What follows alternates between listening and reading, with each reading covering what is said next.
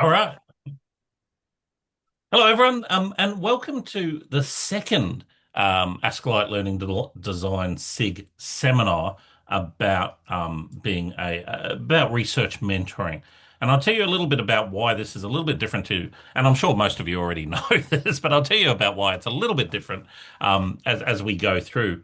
Um, but before we do that, I would just like to begin by acknowledging the traditional owners of the land upon we're meeting, wherever we're meeting from, and Indigenous cultures. I'm coming to you from the lands of the Darug people, by the banks of the Darebin. And if you want to acknowledge that by putting it in the chat, you go right ahead. We pay our respect to elders past, present, and emerging, and we would like to extend that respect to all Aboriginal and Torres Strait Islander people who might be joining us here today, or perhaps even watching the recording in a future that hasn't arrived yet. All right. So just to introduce us all, I'm Keith. I'm one of the co-conveners of the Learning Design SIG, and I'm joined ably. Well, actually, she's the driving force behind the SIG, really, with Dr. Kashmira Dave, who's from the University of New England. And as she said, Associate Professor Leanne No couldn't make it today. And Kate Mitchell, I thought Kate was going to be joining us, but she might be running a little bit late.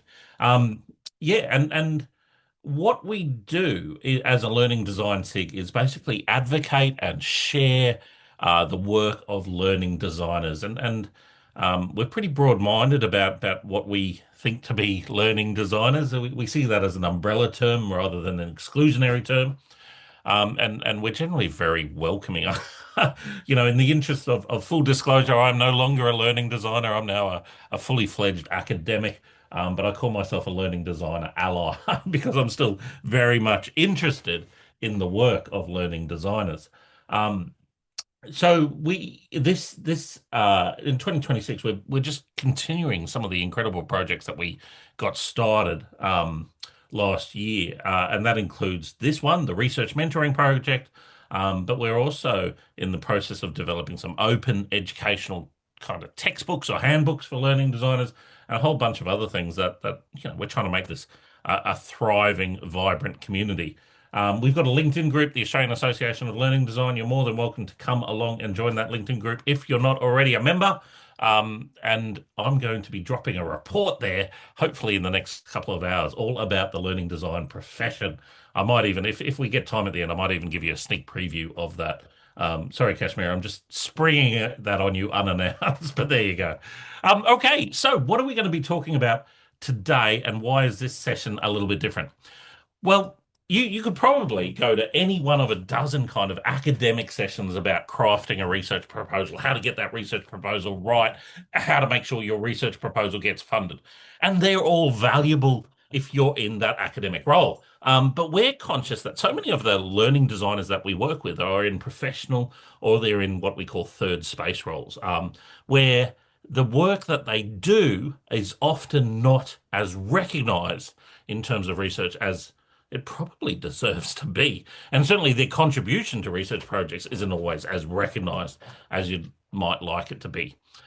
So what we want to do is have a session specifically about developing research proposals as a third space professional or a third space academic or someone in that kind of learning design roles. And these might be proposals where you're working with an academic team that might be related to working as part of a learning design or something similar team, or that might just be something of your own interest. And we're going to hopefully give you a few tips and tricks about making sure that the proposal actually gets up and running. And there are some advantages to this that we actually haven't or which yeah are different to a traditional research proposal. Okay, so we're going to run it as a little bit of a panel, and the panel members are me, and I'm also the moderator, and Kashmira. But I would also encourage you to not wait till the end to join in the discussion. All right, there's a small group of us. It's wonderful if we can have a rich, professional, ongoing discussion all the way through the sessions. And yeah, so put your hand up or switch your microphone on, jump in because I really want to hear from all of you. And I'm not setting myself up here as the person who knows everything. I know a little bit. Kashmira knows a little bit, but I think together we might all get through this. All right. So first things first, let's get into it. Um, I'm going to throw this straight to you, Kashmira, so you're going to have to answer it, and then I'll come back and share my thoughts as well. Um, and I guess I'm going to give you a little bit of context for the question first. Sometimes when I talk about learning designers, um, and we talk about, developing the profession, developing their expertise, and undertaking research, which is what we talked about in the last session, and undertaking research. When I say the word research proposal, they get freaked out. So tell me, Kashmira, why do you think research proposals, why is that so intimidating? Why is that such a scary word for learning designers and third space professionals? Yeah, that's, can you hear me?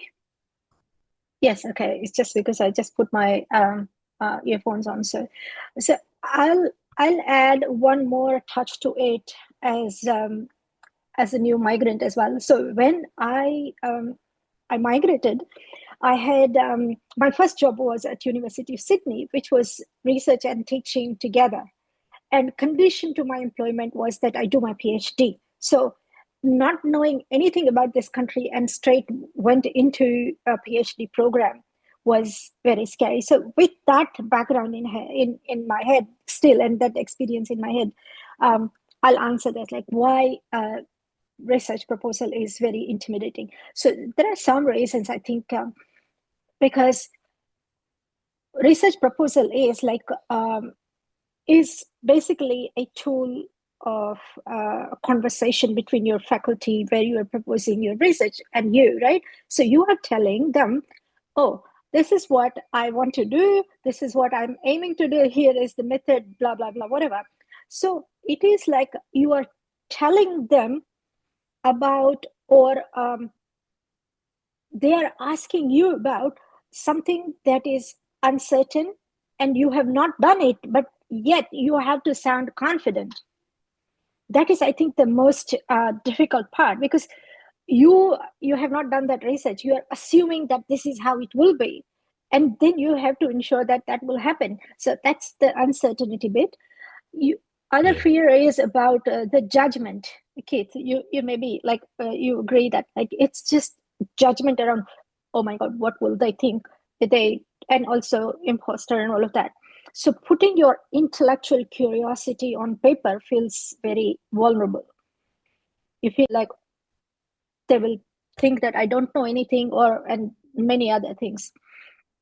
Also, it's the discomfort usually means it's like, the stake is real, kind of, and it is actually also in a way good sign that you are anxious, because if you knew everything and if you were perfect, you wouldn't kind of like, be that at a proposal level. So hi Kate, you're here.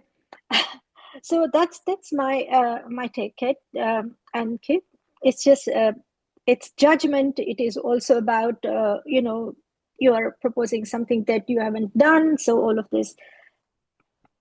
Yeah, I think they're great. What really struck me, and don't worry, Kate, I'm not going to throw to you as you've just walked into the Zoom room. That'd be horrible, right? We're just talking about why the words research proposal sound so intimidating. And something that Kashmir just said, it's talking about something in the future, something that you're going to have to do. It's a commitment. I felt that I've never thought of it like that. That's a wonderful way to put it. I I started off my career, well, eventually as a teacher, and I worked as an early career academic with lots of teachers. And teachers often feel the same kind of thing, right? I'm just a teacher. I hate that phrase. I'm just a teacher, and maybe it's I'm just a learning designer as well. But I think so many people do this. Um, or so many learning designers, so many teachers do this as part of their job anyway. They already kind of evaluate, they already kind of research, they explore, current literature, they listen to their colleagues, they go to seminars, events, conferences. So So I think that's part of anyway. I'm getting ahead of myself, but yeah, that's what Kashmir brought to mind. What about you, Kate? You're living the dream. You are a practicing learning Dream? designer. The dream. I don't know. Okay. Dream. Um, and look, I mean, apologies if I repeat something that somebody's already mentioned. So I mean, I guess if we're talking about a research proposal and like trying to catch up, trying to kind of bring it to what I think the question is, as well as what you've mentioned, Keith. Um, like definitely I think like what we do in our work is relevant and partly it's about maybe formulating a good specific research question. And some of that will come from often finding like weird tensions or weird inconsistencies or anecdotal stuff that then you can't find in the literature to explain, or just it's like often it's a feeling of like, why is this thing the way it is? Or this doesn't make sense, or what somebody's telling me or what I'm reading in the theory doesn't actually align to what's happening in practice. Or, do you know what I mean? It can often be that kind of thing of like, it's like, well, why, like, why is this the way it is? Or it might be, well, how do we know that students are actually having this experience? Or, like just like there's all those sorts of things. So like finding a really good specific question, I think is really useful just because it will help guide your practice, and guide and it can help then shape the scope of what you're going to do. And then the other piece I think is then finding those kind of relevant methodologies or frameworks. And really like when I say that, and if you're new to that process, because I don't want to like come off as using too much jargon, and like making people feel uncomfortable if they're new to the space. So like what I mean by that is really just like finding ways to look at the world or describe something that's happening using like other people's theories or evidence around that. So, often it's just like a perspective or a way of looking at the world. So, and Kashmir and I kind of have used like we've been talking a lot about like systems thinking lately and systems design. And so there's obviously like good theorists out there that kind of talk through systems thinking or systems design or cultural change. And then we'll have kind of frameworks that might describe, well, like this is what happens in practice. And it's because you've got, people interacting with systems, interacting with tools, interacting with like rules and processes, politics and hierarchies, so like understanding like, oh, there's a way that I can think about this coming from a particular lens or a particular theory. And so that can be really useful. Sometimes if we're doing practice-based stuff, I think just recognizing there's lots of ways to do, um, there's lots of existing things that we can use that are good for that. Love it. Love it. Um, we're lucky enough to have, well, all of you, but I'm going to single out Meredith. I hope you don't mind, Meredith, because this is an area of some expertise for Meredith, and you're putting some things in the chat. You're talking about DBR, and just I'm just conscious that not everyone may be familiar with DBR. So, do you want to tell us a little bit about it and your thoughts on this tricky question? Keith. Can you hear me okay? I've got a bit of a cough at the moment, so if I start croaking a bit, my apologies in advance. Well, I've been lucky enough to work with Kate and Kashmira quite a bit in this space, which I think has been really helpful. And the DBR one, I think, is one that Kate and I have looked at in the past a bit, and it's useful because the framework itself is inclusive of an iterative process and different perspectives and the different stakeholders that are involved in that. So that just by its, I suppose, its framework is inclusive of the role of learning designers, whether you're more at the learning technology side of things like I am, or you're a pure learning designer. It needs the variety of perspectives in there. So it already legitimises, the value of our contribution already. And I just think that that's helpful. That's not an additional, I suppose, negotiation that we have to enter into.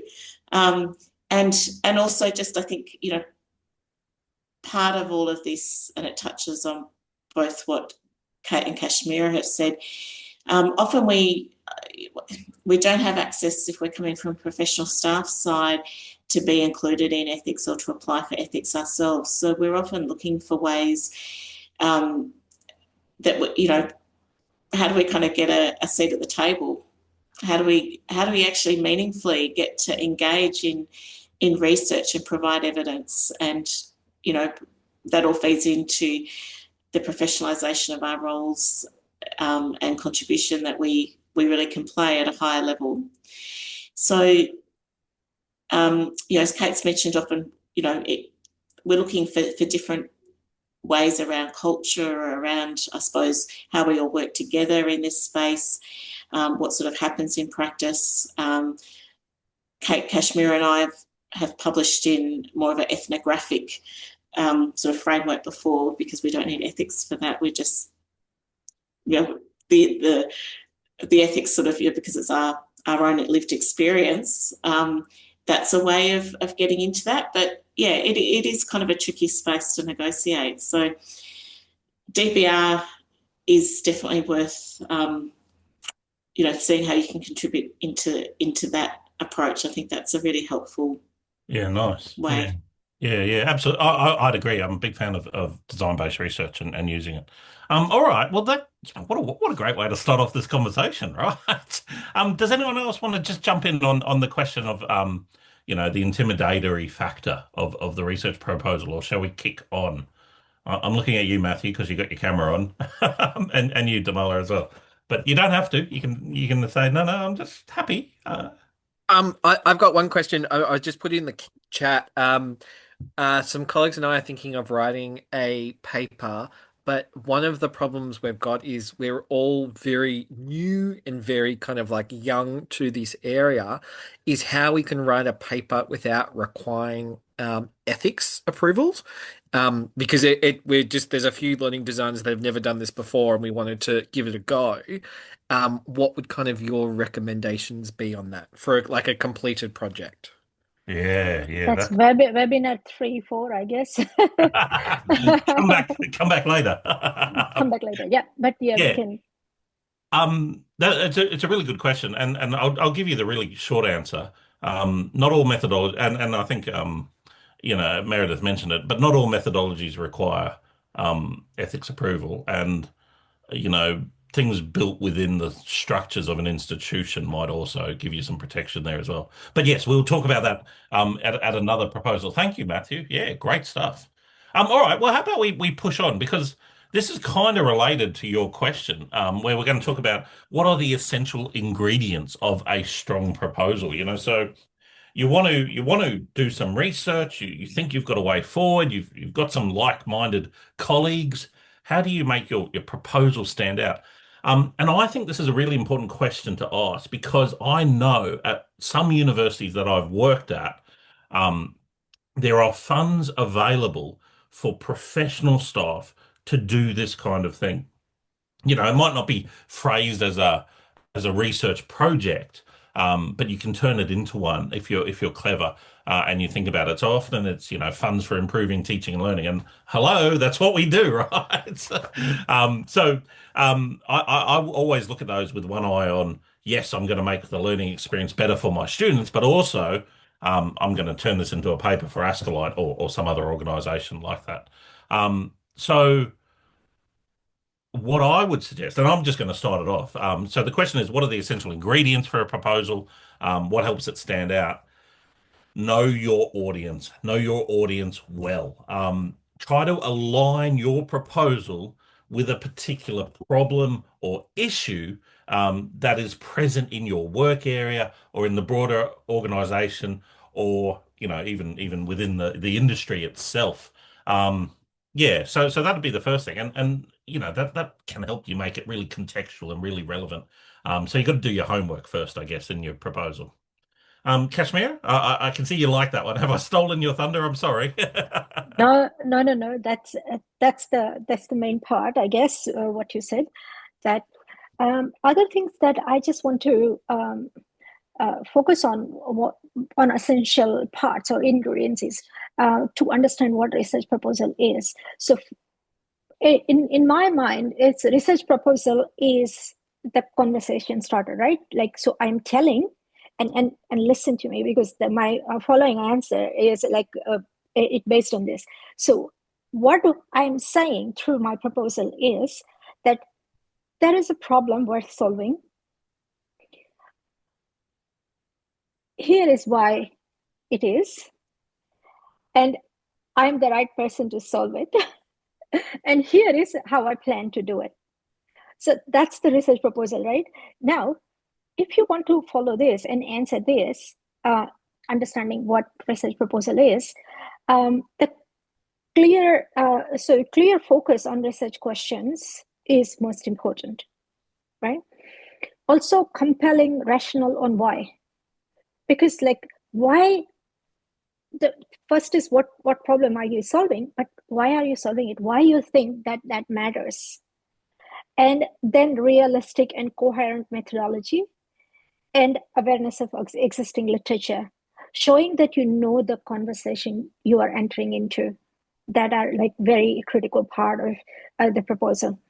And what helps your proposal stand out is, if I was reading proposal, um, I want to see in my students the genuine curiosity around what they're trying to solve. So reviewers, whoever is reviewing your proposal will can tell that your question is alive for you.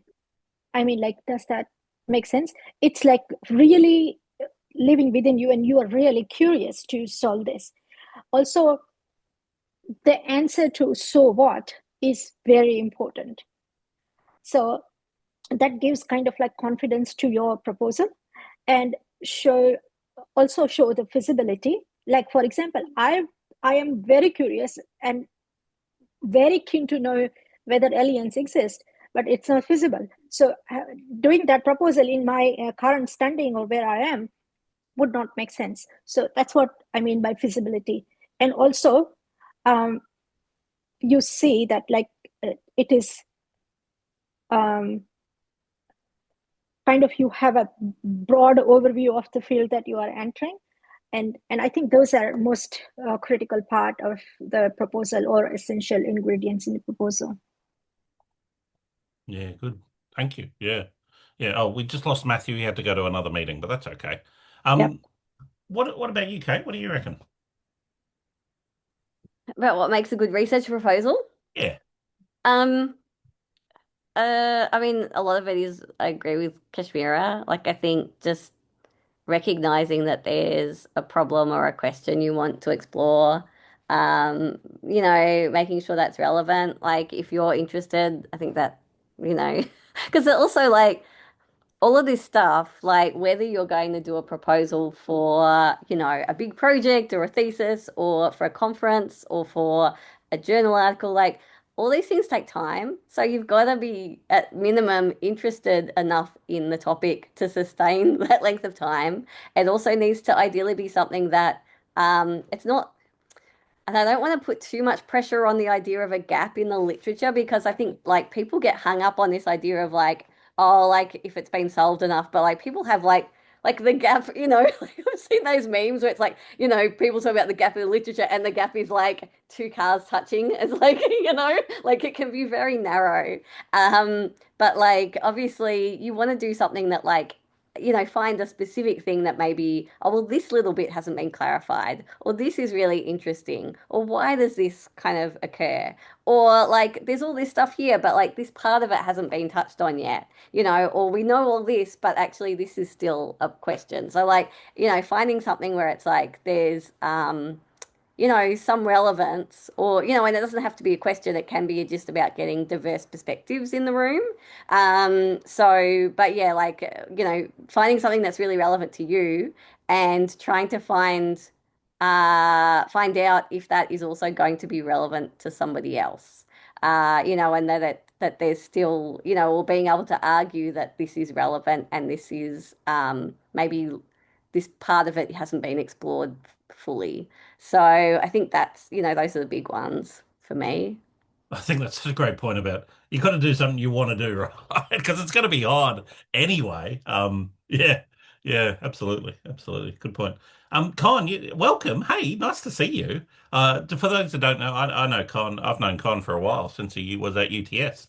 But it's great to see you in this conversation. Do you have any thoughts about research proposals that you'd like to share? Yes, thank you, Kate. Thank you so much for this organized really special event. For me, coming from university. Um, Actually, I'm the educational technology officer, and I worked for almost 5 years in these areas, and also have shared a lot of ideas in support of the teaching learning.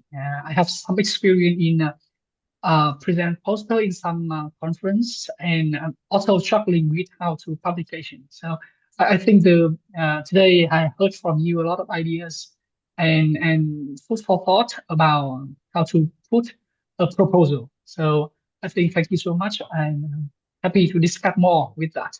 I think what resonated the most about me when I joined these meetings or people really passionate about research and how to make the research contribute to the teaching learning. So really appreciate that. Yeah, nice, nice. Oh, thank you for sharing that. Yeah. Anyone else want to jump in and talk about the perfect research proposal? Not that there's any such thing. I really like the idea of it as a starting point for a conversation as well. I think that's a powerful thing to think about as well. Yeah. All right. That's all right. Let's move on because the next thing that we want to talk about kind of segues really nicely from that, and also from Matthew's question earlier. When we start thinking about um, reflective practice and how that's involved in research design. So what we're looking at here is the ways that um, reflecting upon the own work that we do can inform what we do in terms of research, but also how reflecting on our own practice can sometimes offer insights into the research and things like that. Kate, do you want to start us off with this question here? Thinking about reflective practice, perhaps how you make use of it in your own work. I mean, I have my role is as a senior learning designer for ePortfolios. So reflective practice kind of comes into ePortfolios a lot, and I feel like I spend sometimes too much time talking about reflective practice. But and I wish that I did more in my own. Like I feel like it's actually really important to do that, like reflection in action, reflection of action, like if you're going to, like just for personal and professional development anyway. And I probably don't practice what I preach enough. But the good thing is that you can also do that work to become research. Kashmira and Meredith and I have written like papers on this very thing where we basically reflected on our own experiences coming in as professionals in related fields, but with particular lenses and particular roles that were adjacent to each other, and then shared our perspectives on what it's like being in these roles in the university, in technology educate, Intel, what we'd call third space roles. And like that's not to say that other people haven't done that work already, but I think just there's always value in offering diverse perspectives and being able to then come together. So I think like you can build reflective practice as a research process, but also I think it can be useful even just like if you're doing day-to-day work to be able to document that, to be able to reflect on that. That can become research over time where it might be showing how you improved, a subject, how you undertake your own practice, making sense of, things that are happening, just as a personal kind of, catharsis. Even if you don't share that with somebody, being able to just show your work, being able to build that as, say, a portfolio, or to, utilize that if you ever have to change jobs. So I think, there's value in trying to, document and reflect on your practice anyway, because I go back to things and go, oh, I'm really glad I documented that after the fact. Does that answer your question? I think so, yes. I mean, I love what you said about reflecting on your own practice, documenting that. Some people that I've worked with in the past have these blogs that, and I don't mean this in a horrible way, no one reads, right? They're deliberately not for an external audience. They might be available on the internet, but that's just a convenience thing. And there are really, really detailed, going back years, kind of reflections upon what they've done, what they've learnt, what worked well, and done very cleverly in a way that, doesn't expose any secrets or things like that. And I think what a wonderful resource that must be to, because we all say, oh, we remember it, and we do, but so often it helps if you write it down as well, and to make concrete your practice.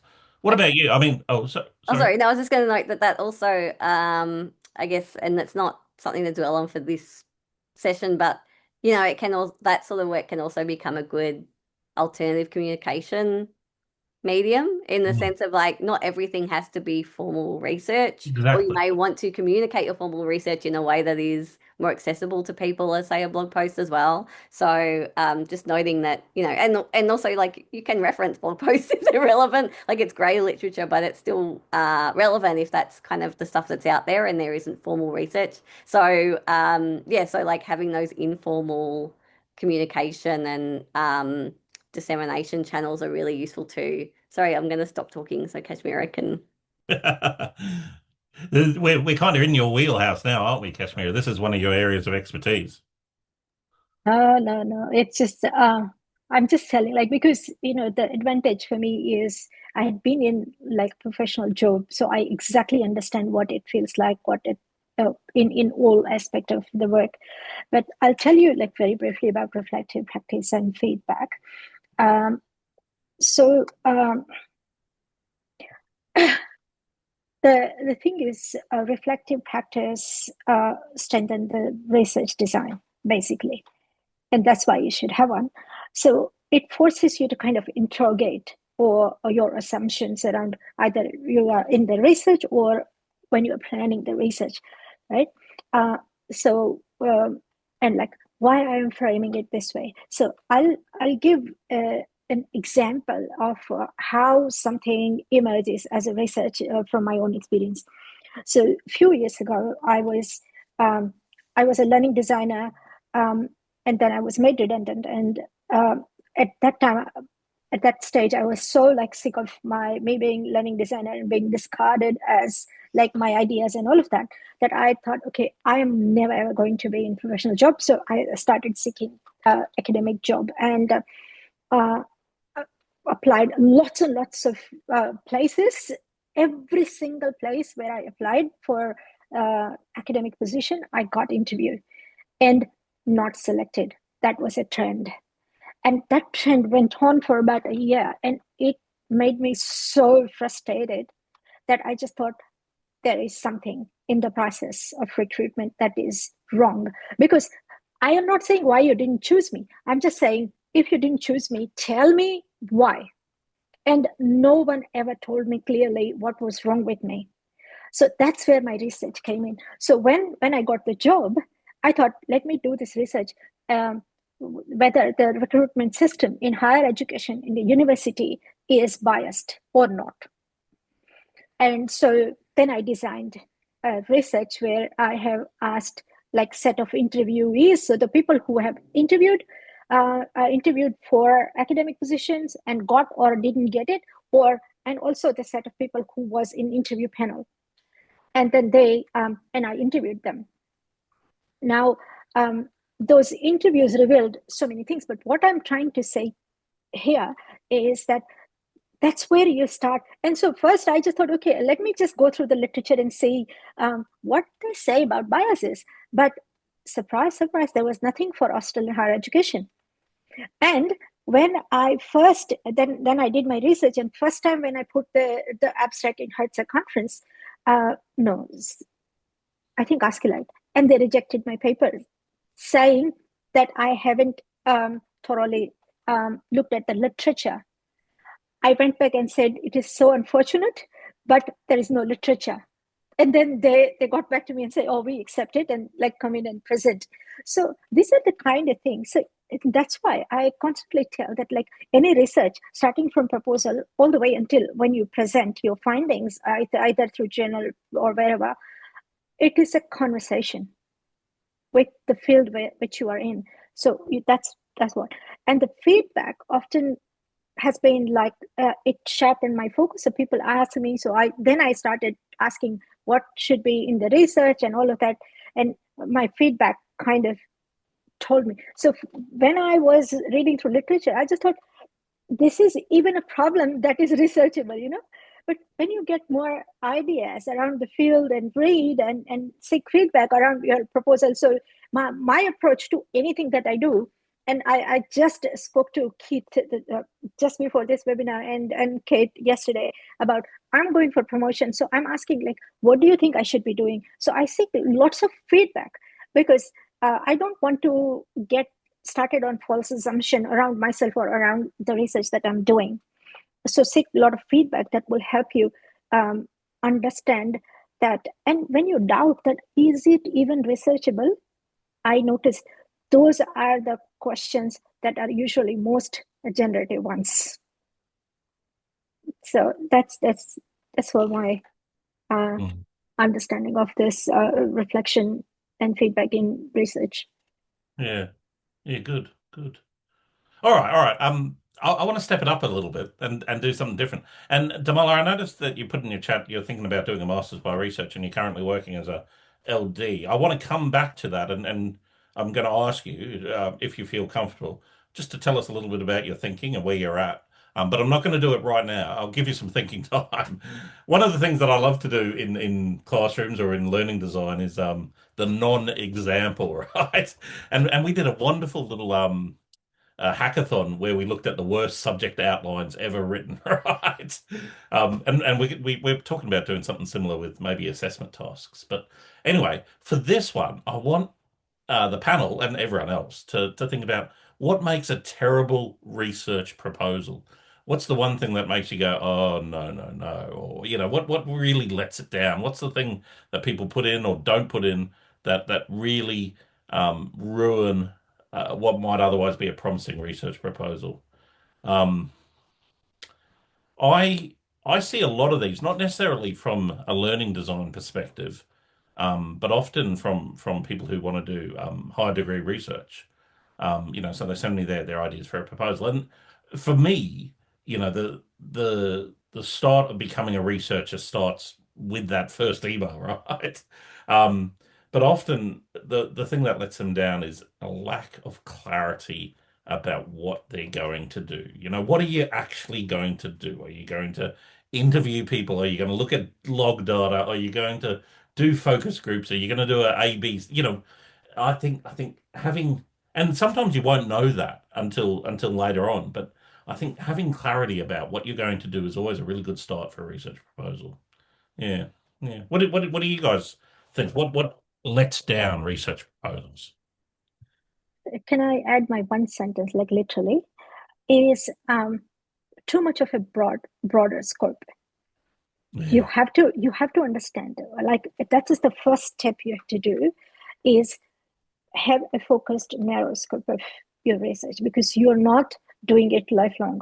It has to start and end in a certain time, and that's where it's so critical to have very defined scope. yeah, yeah. Good. What about you, Kate? Any thoughts on this one? Um, I'll try and make it relevant while also recognizing that like do you know what I mean? Like I may be also talking a bit more about, say, like conference papers that I've seen, or do you know what I mean? So they may not be proposal specific. Yeah. Where like I think for me the two main ones are around one is if somebody's covering something that is has clearly been done a bunch of times before, and particularly if they're not then referencing any of the literature that I know is really like there's a really big scope. I see that sometimes with people who are trying to make a study out of something they've done when it's not their discipline area. And so it's just recognizing that there may be, like obviously trying to find what you can in the literature first, and, and it doesn't mean that you can't still do that, but just recognizing, like I don't want to say we're standing on the shoulders of giants, but, like there's always that kind of history there. I saw it a lot in the pandemic with people kind of putting in papers around and, around online learning without recognizing that there's a really strong history about online learning out there. And so I would get like that would get my back up a little bit. The other ones are very much around alignment. And I guess it's a related point, like people using a definition, um, you know, uh, particularly if they explain one definition that relates to somebody and then they use it in a very different way in their, compared to what the definition is described as. The same with like if you've kind of chosen a methodology, like I think methodologies kind of get really tricky because they're hard in practice and frameworks are really hard in practice. But like the bit that people kind of will come at you for is often if that doesn't align, like if you've chosen a methodology or a framework that clearly doesn't align to what your question is or the top or what you're trying to get at, that can just be really like often a real point of contention with people. So yeah, they're probably the main ones for me. But often when you're dealing with a proposal, um like a proposal is still, you know what I mean? Like I would expect a proposal, it's different to a paper. You've still got room to kind of iron things out. Things are often going to be a bit messy a little bit, so it's just, yeah, really trying to establish, I think, like Kashmira said, like what is that real key question and scope and being really clear about that, and trying to identify where that sits in the broader space as much as possible so that you can show like this is definitely a question, this is definitely some kind of problem or some kind of gap or and here's how I go about solving it. Because if you're not, yeah, like if you're not clear from the outset, like people can't help you with the other stuff. Do you know what I mean? Like if the methodology doesn't match, or you're not clear about how to make that work in practice, people can often suggest, frameworks or suggest methodologies to you. But if they're not clear on, if there's not a clear like rationale around why you're doing the thing to begin with, and the question you're trying to answer isn't clear or it's too broad, it's really hard for people to even give you good feedback. Yeah, yeah, great advice. Great advice. Wow. I'm glad we're recording this. Okay, Tamala, it's your time to shine. Now, I'm not going to put you on the spot. You can choose not to do this if you want, but we did actually have a little session in our plan here, where we were going to talk about putting together a research proposal and what that means as a learning designer. So it might be helpful if you tell us what you're thinking and get the benefit of this incredible group of people here who all do this. Does that sound good? Thanks, Keith. Yeah, I'm not probably quite ready with an idea yet, but I've just been, I guess, just to give a bit of context, I've been a learning designer for about 10 years. I've worked before that, I was a vocational education teacher, and then spent a lot of time in sort of corporate, working for an e-learning vendor. So that's a lot of L&D type of work. And in the last 3 years or so, moved into higher ed. I really like working in a university. I want to stay in this space, but I have found that I'm on contracts. They come up. I need to apply for another job, and I'm feeling a bit like I need something more. I also need to reinvigorate my passion for learning design because I've gotten a bit sort of, you know, I feel I probably need to learn. I need to get stuck into learning something more because that gets you kind of passionate and excited. So Well, that's where I'm at. But I am finding I'm looking at websites. I'm feeling like I don't, except for possibly one university, I'm feeling like I don't even have the qualifications potentially to go into a research, um, a master's by research.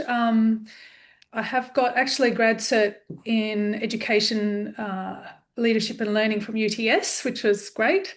But I don't have an honours. I don't have a sort of, most of them ask for that you need to have done a sort of significant body of research as one of your kind of entrance requirements.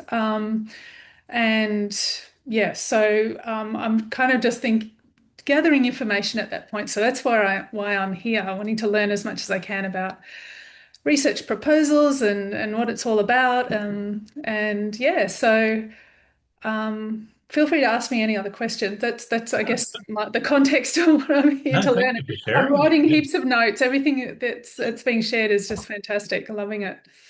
Good, good. Kate, you've said something controversial. Like, really, Kate? No, it's You not. never do. Like I don't want to spend too much time on it because it's separate from this conversation. But like, it does feel like a hard time for learning design. I mean, You in mean employment-wise, career-wise? Yeah, there's, like, I mean, and look, I've written about it. I've written about other people have written about it, the glass cliff. Like, there's caps on how far you can progress. So come join us in like third space research. Um, I mean, I'm surprised that you're having such a hard time with, yeah, like I mean, I guess the other point that I was going to make, aside from like joins in the third space, is like it's a hard time, but also there's a wealth of problems to be solved, and that's a wealth of research opportunities, like Meredith's put in there as well. Like there's lots of space to be adding to the conversation. Like assessment is like, nobody's solving that problem right now. Do you know what I mean? Like Texas bringing up assessment security challenges, and like nobody's got good answers to that. And it really needs more research into the space and potentially broader research that actually takes from multiple industries and fields, because the assumption that higher ed's the only person who has this problem or has ever solved it is also, I think, a bit short-sighted. But anyway, I mean, I'm surprised that you're having such trouble like with a master's. Like I did a master's by research, so when you said, that you were, and I come, from learning design, so I was like, great, someone else like me. So the fact that you're having so much trouble there surprises me. I had a bachelor. I didn't have honors. I mean, the way I went through it was to um, clearly identify the research topic I wanted to, like, I had a very clear research question, and the reason I did my master's was because I had a very clear research question, and then I located supervisors who I felt were going to be aligned to that, and I approached them and then went through the process. So, and I deliberately chose the university where I could find out who my supervisors were first. Um, I recognize that, like, especially now with funding, like that may not be the case because I did mine like, when did I start mine? 2012 or something. So, maybe the environment has changed. But yeah, I would think that you should be able to argue equivalent experience, depending on, and I know another colleague of mine didn't even have a bachelor's, so was just arguing on equivalent experience. So I think like finding, a clear like research question that you want to propose, and then finding people who are aligned to that. Like I think that can help potentially. If you're going with a clear idea and you can argue for that, I think, people then understand, okay, like this person's keen, they're motivated, they understand what they're going to do. That doesn't mean that you have to have all the kinks worked out either, because nobody, Hmm. like everybody going in new is gonna like want to try and change the world and have something this big and then have to narrow it down. So like don't get hung up that it has to be perfect either.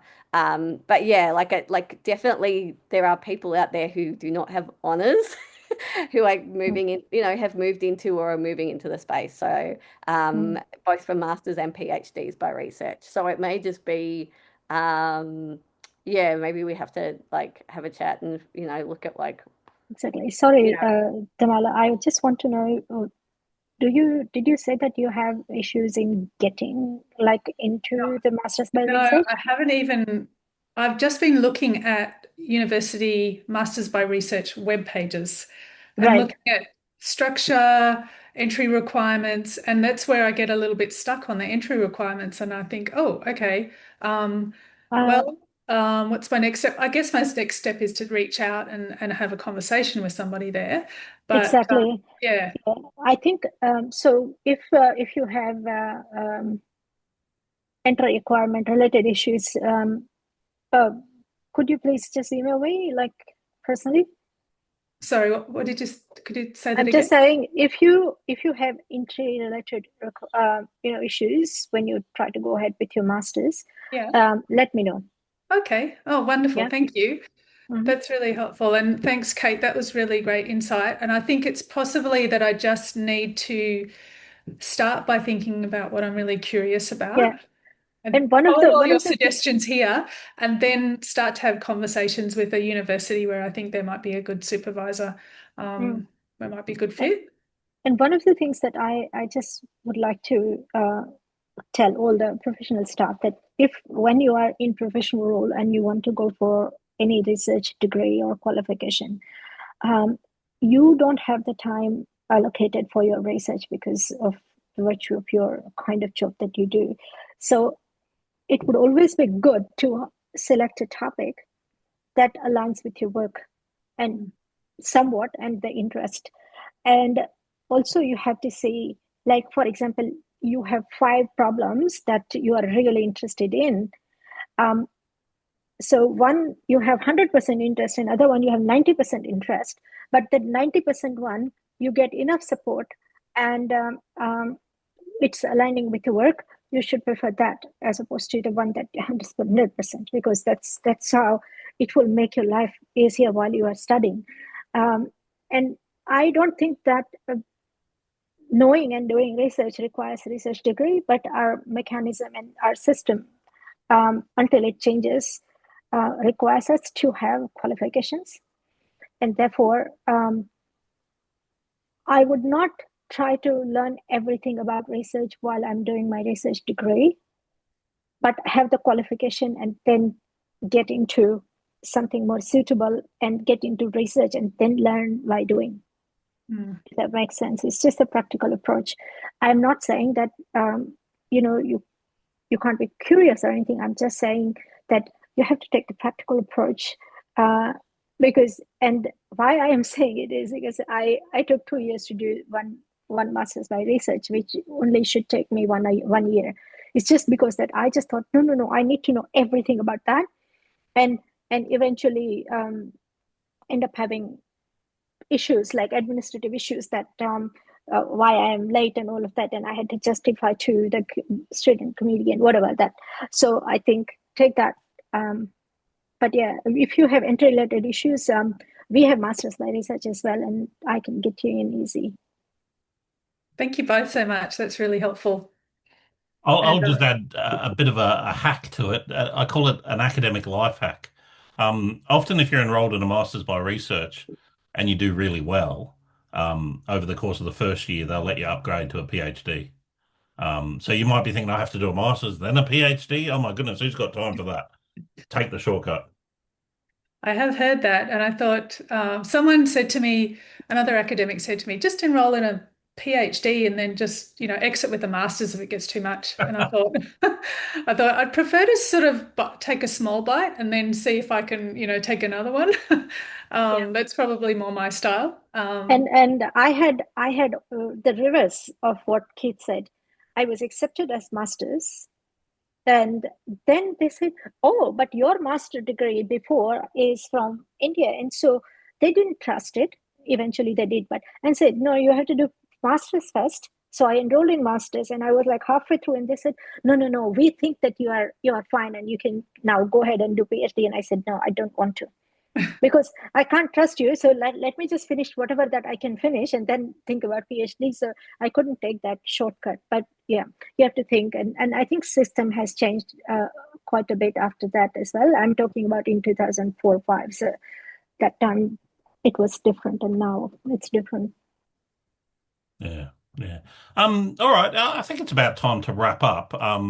Thank you all for your contributions, your wisdom, your knowledge, your generosity. We do have more of these research mentoring sessions coming up, so please stay in touch. Follow the Australian Association of Learning Designers on LinkedIn, and make sure you also follow us on Ascolite and the Learning Design SIG. I did promise that I'd give you a sneak preview of the report into the learning design profession that me and some colleagues have put together. It's out now. There's the link if you want to have a read about it. But I get the feeling for you guys, there might not be much that's surprising. Yes, careers are difficult. Yes, there is a glass cliff. Yes, there are lots of short-term contracts. But anyway, enjoy it, read it, tell me what you think. And hopefully we'll see you at our next session. Thank you all so much for coming along. Thanks, everyone. Yeah, thank you. Bye. Thanks, everyone. Bye. Nice to see you, Meredith. Nice to see you, Con.